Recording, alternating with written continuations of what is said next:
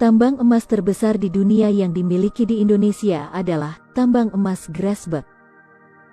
Tambang ini berada di Provinsi Papua. Selain menjadi tambang emas terbesar di dunia, tambang ini juga menjadi tambang tembaga terbesar ketiga di dunia. Sayangnya, tambang emas terbesar di dunia ini tidak dikelola langsung oleh pemerintah Indonesia.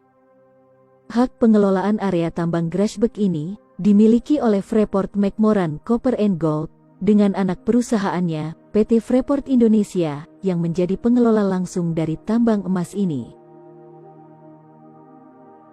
Ketika pertambangan ini dibuka, hingga sekarang, pertambangan ini telah menghasilkan 7,3 juta ton tembaga dan 724,7 juta ton emas. Kalau itu dibagikan pada setiap masyarakat Indonesia, maka setiap masyarakat Indonesia bisa mendapatkan kurang lebih 3 ton emas per kepala. Bisa dibayangkan jika itu terjadi, semua penduduk Indonesia akan hidup dengan bergelimang harta. Arab Saudi, Amerika, China dan semua negara di dunia tidak akan bisa menyaingi Indonesia. Indonesia akan menjadi satu-satunya negara super kaya jika tambang tersebut dikelola sendiri oleh Indonesia dari awal. Itu hanya emas, belum lagi tembaga, serta bahan mineral lainnya. Seharusnya nama kota di sana itu bukan Tembagapura, tapi lebih cocoknya Emaspura. Nama Tembagapura diberikan seolah upaya untuk menutupi mineral berharga yang mendominan di sana. Pertambangan ini dikelola oleh Amerika.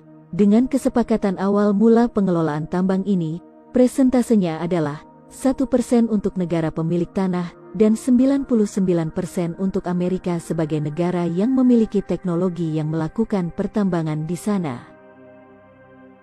Selain potensi hasil tambang emasnya yang begitu besar, tambang Grasberg ini juga mengandung bahan tambang lainnya, sebut saja tembaga dan perak, dengan jumlah estimasi cadangan kandungan yang ada, dalam jumlah yang sangat besar. Bahkan, ketika emas, perak dan tembaga di sana mulai menipis, ternyata, di bawah lapisan emas dan tembaga, tepatnya di kedalaman 400 meter, ditemukan kandungan mineral yang harganya 100 kali lebih mahal daripada emas. Kandungan mineral itu adalah uranium. Uranium adalah bahan baku pembuatan bahan bakar nuklir.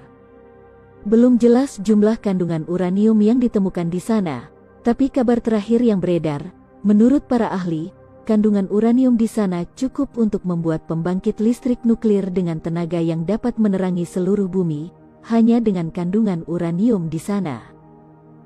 Seperti yang pernah dikatakan oleh pengamat pertambangan, pada tahun 2005, Freeport sebetulnya sudah mengakui bahwa mereka menemukan uranium, meski katanya tidak signifikan.